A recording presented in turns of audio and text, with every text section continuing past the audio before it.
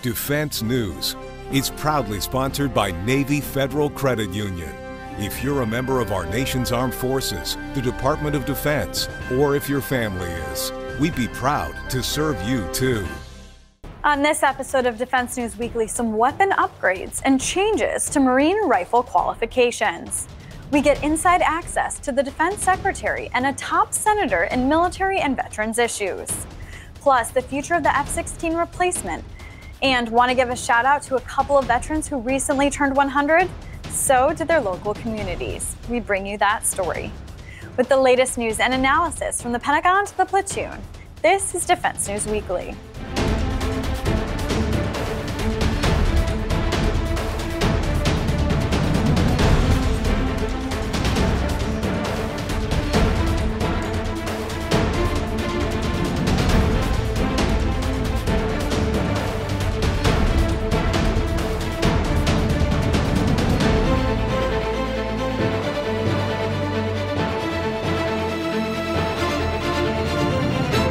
Welcome back to Defense News Weekly. I'm Andrea Scott.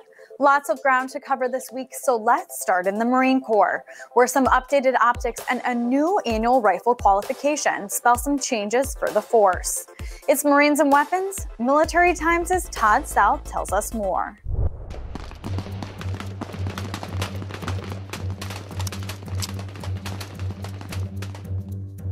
So two changes in shooting this year for Marines, a new rifle optic and a new rifle course that's going to change things for the first time in more than 100 years for all Marines later this year. First up, the optic. Right now, Marines are using the Rifle Combat Optic. That gives about a 4-power magnification. It's about 6 inches long, weighs about 10 ounces. The new optic, the Squad Common Optic, coming out this year, already delivered to some Marines back in January, is going to double that magnification to an 8-power magnification, but it's going to be longer at about 10 inches and also heavier at about 30 ounces. Marines are willing to take that trade-off because they're going to get better hit probability, better target acquisition, and target recognition, especially at distances that they're really trying to reach, the 6, 8, and even 900-meter ranges. It's going to work on all the weapons already serviced to the Marine Corps. The M27, the newest rifle, the M4, and the M16. Pretty much any rifle any Marine carries is going to be able to use this optic and get better accuracy at distance when needed. It's going to roll out first to the recon and infantry communities. It's already started, like I said, in January. It's going to roll out all the way through about fiscal year 2023 is when they're going to hope to wrap up that fielding. And the next big thing that's going to hit all Marines later this year is a massive overhaul to rifle qualification.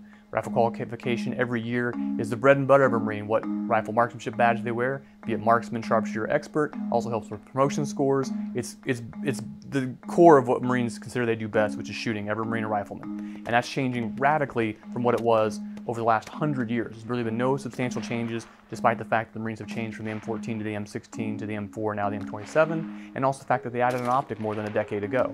That rifle qualification has stayed the same as when folks were shooting around World War I. It's finally changing. It's changing a lot of folks say for the better and making Marines more lethal and more practical in how they're going to shoot really in a combat environment.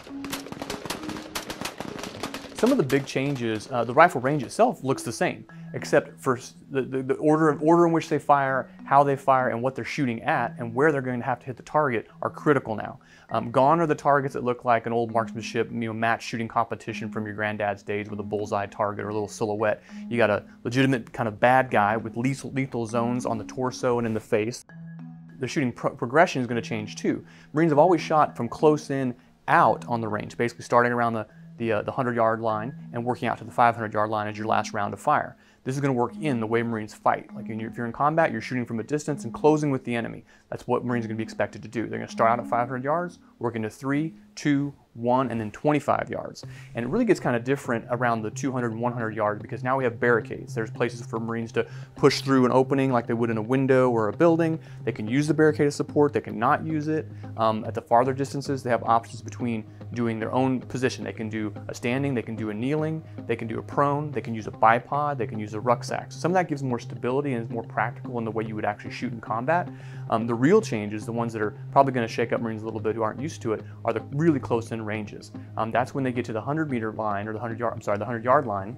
They're going to have a moving target, which has exposure about 7 to 8 seconds, where they're going to have to hit a certain number of targets in the lethal zones while they're moving. They're going to close in even closer at the 25-yard line, and they're going to have shots where they're like a failure to stop shooting, which they're going to have to shoot 2 into the chest or the torso, a center mass as best as possible, and then 1 into the head. they're going to have then 2 targets doing the same drill, basically shooting 2 in one chest, 2 in the other chest, 1 in the head, 1 in the other head, basically a box drill they call it.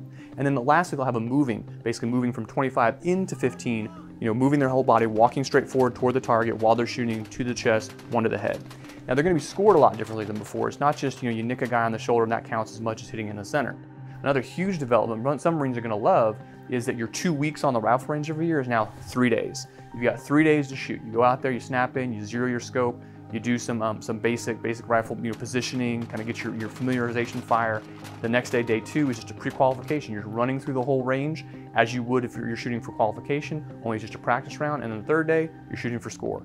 It's a massive change. It basically rolls out to the trainers over the rest of this fiscal year. But by come October 1, everybody's got to be ready, because in your next fiscal year, starting October 1, that's the score you're going to be shooting for promotions, for your badge, for your future as a Marine Corps shooter. Now, one thing that really is probably going to surprise a lot of Marines is they did a whole early pilot testing program. All of 2020, they did a pilot testing program with Marines from all MOSs, and basically they found out that as of right now on the old course, Marines are scoring about 65% of Marines that shoot the old course annual rifle qualification become experts. So way over half are becoming expert. When they scored the pilot study, only 6%, that's right, 6% scored expert. So it's a dramatic drop. Now there are some caveats with that. The instructors and the developers of the marksman program were clear that they didn't get a requal. These Marines did not get multiple days of shooting. They basically were showed up, shown kind of what the course was going to be, shot it, and that was what they got. Now, it didn't count for their score. It was just a pilot program for testing, but it gave them an idea of the challenges that Marines are going to face. So those are 2 major changes coming to Marine Corps rifle marksmanship. We'll continue covering those changes as they develop. This has been Todd South at Military Times. Thanks, Todd. Now back to the Capitol, where control of key committees has moved around following the 2020 elections.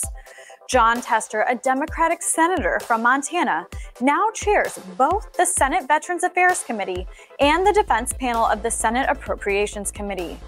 Now sitting at the nexus for military budget and Veterans Affairs issues, Tester sat down with Military Times Capitol Hill Bureau Chief Leo Shane to talk about what's on his plate. So on the appropriations side, should we expect a Defense Department cut this year? Do you have an idea for a top line at this point? Not at this point, and I will tell you that the top line may not be as important as how the money is spent, and I think that's what's really important here. Making sure that needs are met, making sure that people are held accountable on how the money is spent, and if it needs to be plussed up, I wouldn't be opposed to plus that up. And if we got programs that have outlived their usefulness, I'm not opposed to cutting either. So I think it's how the money is spent, which is more important than the top line. And making sure this country is secure is a high priority of mine. And I know you don't have any specifics worked out yet, but I did want to add, a lot of times when we talk about the defense budget, people think about the equipment, the planes, the ships and everything. What about the personnel side? Do you have any just general ideas about priorities you're going to be looking at with personnel? Do you think there's a need for more or for cleanup in some of that? Well, look, I'm going to be listening to Secretary Austin and Chairman Milley and others about where the military needs to be from a right size standpoint on personnel. I think they're the folks who really know this. We'll ask them the tough questions. We'll make them justify what they need, but then we'll give them the tools they need to be able to recruit the people they need. I think in addition to that, making sure the Guards and Reserve components are dealt with in a fair way within the military is really important. Look what we've got here in Washington, D.C. with the Guardsmen out here protecting us, protecting the Capitol grounds. That's important work. And we have used the Guards and Reserve over the last 20 years in kind of a different way than we've used them in the past. And making sure that they're taken care of through this defense budget is also very important. So you're going to be looking at them? Are you thinking of specific hearings just on the Guard and Reserve issue? Oh yeah, I think so. I think it's going to be necessary to make sure we get their leadership in and talk about their challenges and talk about what they're seeing in the future and how we can help support them. Thanks, Leo. And finally, Secretary of Defense Lloyd Austin recently took one of his first official trips, with his first stop at a COVID vaccination site run by active duty troops. Pentagon Bureau Chief Megan Myers was traveling with the Secretary. I'm here at Los Angeles' mass COVID-19 vaccination site at Cal State Los Angeles, where the Secretary of Defense has been walking the lanes with Eric Garcetti, the mayor of Los Angeles, to see both the walk-up and the drive-through lanes they have here at this vaccination site. There are about 200 active duty service members who are here helping check people in, helping give shots, and sticking around for a little while after those shots to make sure that nobody has any side effects and that any of their nerves are assuaged. This site is capable of doing up to 6,000 vaccinations a day, and after running for a little bit more than a week, they've gotten up to that capacity most days. I asked a number of our troops today how they feel about being able to come here and help in America, understanding that every shot that they deliver to a person is probably helping to save that person's life eventually. And that's a big deal. We're in the business of protecting Americans and saving lives, and they feel really good about what they've been doing. Austin also visited 2 U.S. ships to talk with sailors and address the crews. I'm in the hangar bay of the aircraft carrier Nimitz, where Defense Secretary Lloyd Austin is awarding some sailors after a long, nearly 10-month deployment at sea, going through both the Persian Gulf and 5th Fleet and then on to 7th Fleet in the Indo-Pacific. These sailors have been at sea throughout most of 2020, through the COVID-19 pandemic, through civil unrest across the country, and they are essentially coming home to a totally different America than the one that they left. I understand the stress that can place on families. So as Secretary, what I want to do is make sure that, number one, going forward, we do everything we can to minimize that kind of stress, that we do what's necessary to take care of our equipment, but most importantly, our people, our families. For Military Times, I'm Megan Myers. And that's it from around the military this week. But don't go anywhere. When we come back, updates on the Air Force's plans for the F-16. And later, 2 centenarian veterans celebrate their 100th birthdays.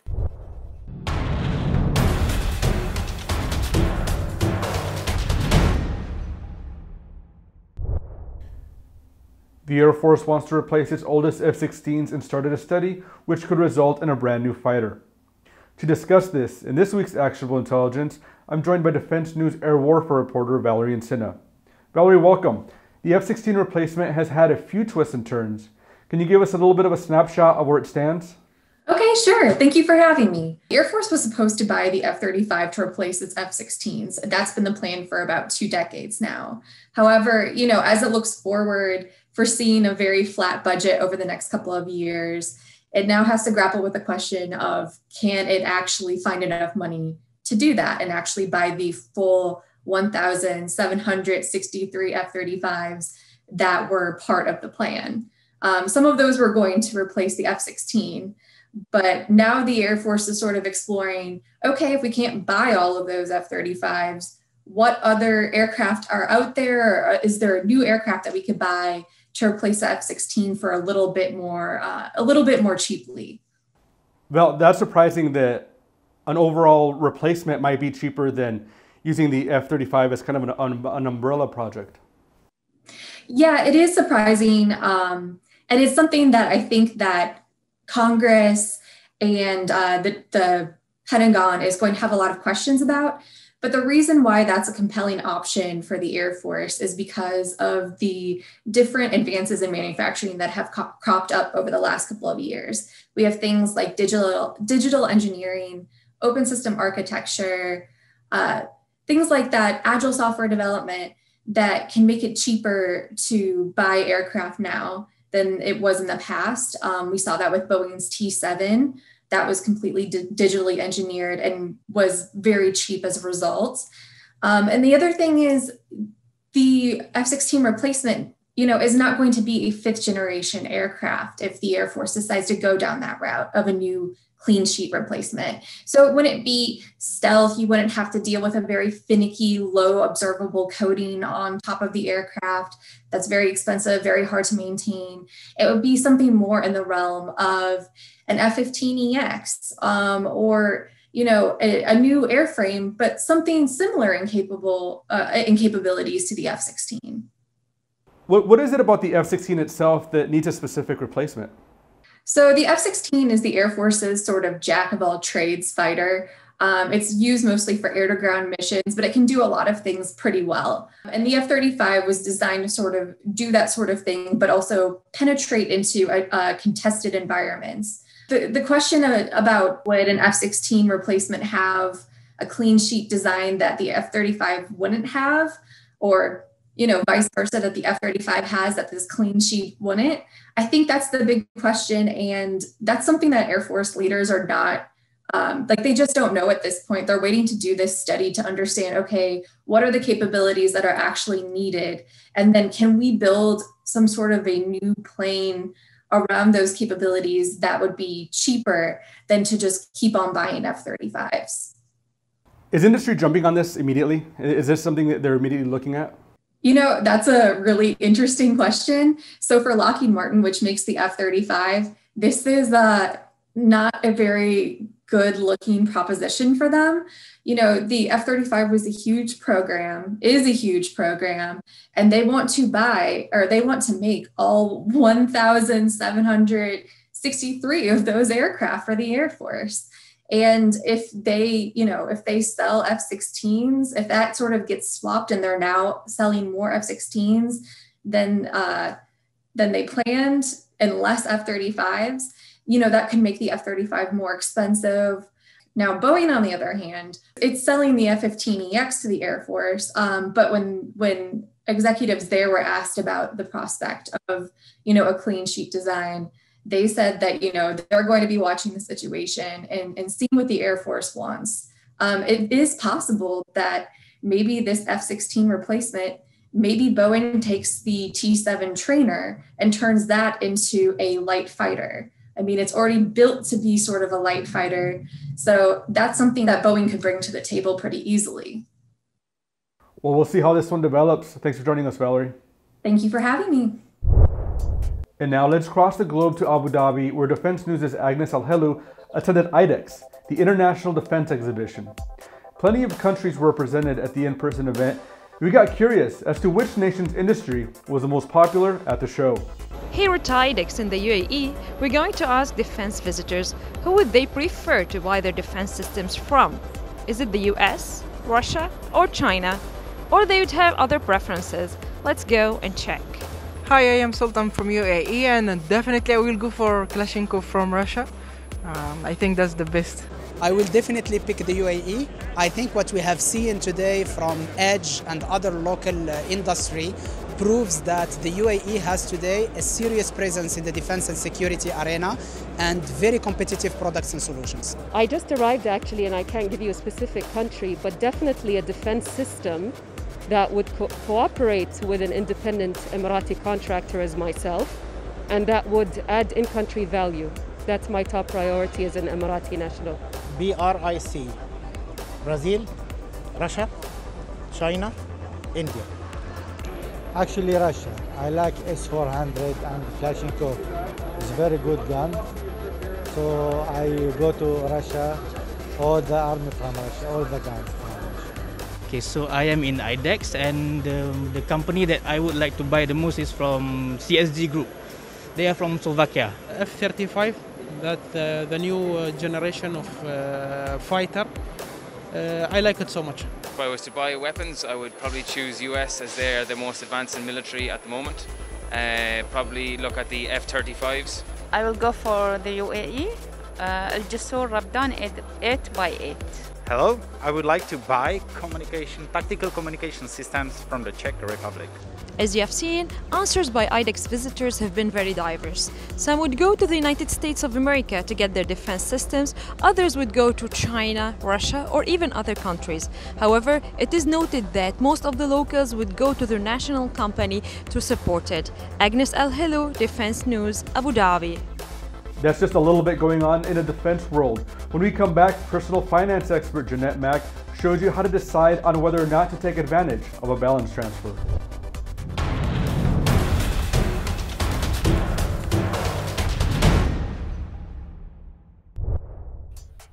On this edition of Money Minute, Navy Federal Credit Union personal finance expert Jeanette Mack gives tips on deciding on whether to leverage a balance transfer. Credit cards are a great way to build credit, manage spending, and earn great perks and rewards. The trouble comes when we rack up more debt than we can afford to pay back. That's when debt becomes a burden. According to NerdWallet, the average U.S. household revolves around $7,000 in credit card debt, which can make reaching other life goals like buying a car or a home much more difficult and certainly way more expensive. To cut down and even pay off high balances, a credit card balance transfer is the way to go. Find an offer with no fees and the lowest rate possible. There are some that even have 0% interest. Once you've gotten your new credit card, it's time to consolidate or transfer your other credit card balances to your new one. That way, you'll not only save on the interest you would have been paying and on your monthly payment, but you'll have only one payment to make every month, giving you some room to breathe in your budget. Now just stick to your payoff strategy, and you'll be back to enjoying the perks and rewards of having a great credit card and great credit. Thanks, Jeanette. We'll see you next week. To get more of our coverage, be sure to check out our websites at Army, Navy, Air Force, and Marine Corps Times.com and DefenseNews.com. To get a list of our top stories every morning in your inbox, subscribe to our Early Bird Brief. And make sure to follow us on Facebook, Twitter, and YouTube. And when we come back, we'll learn about two veterans celebrated by their local communities.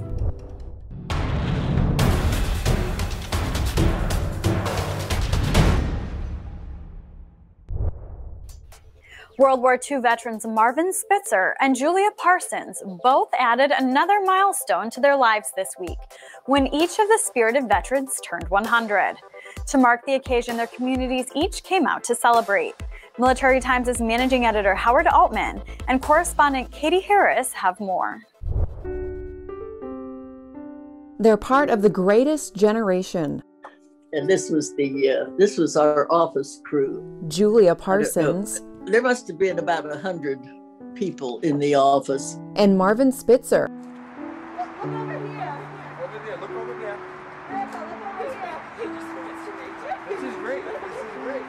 One sent to decode German U-boat messages for the Navy. This whole section was devoted strictly to German submarine traffic. The other a cook in the Coast Guard.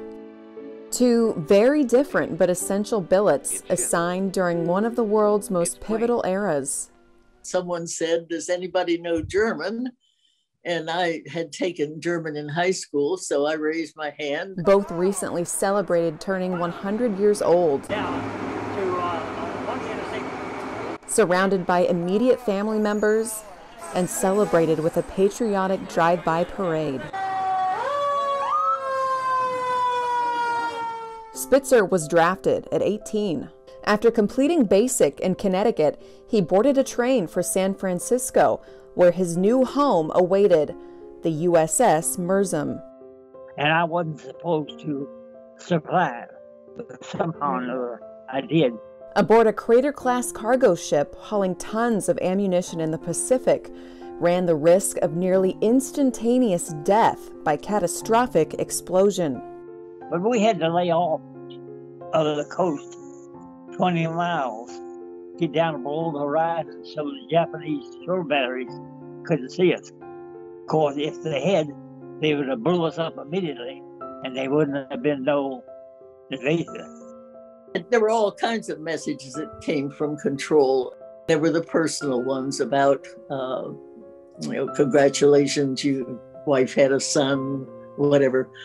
And or your father has died, or anything personal for the crew members was sent that way. So we got to know them kind of indirectly, I guess would be the word.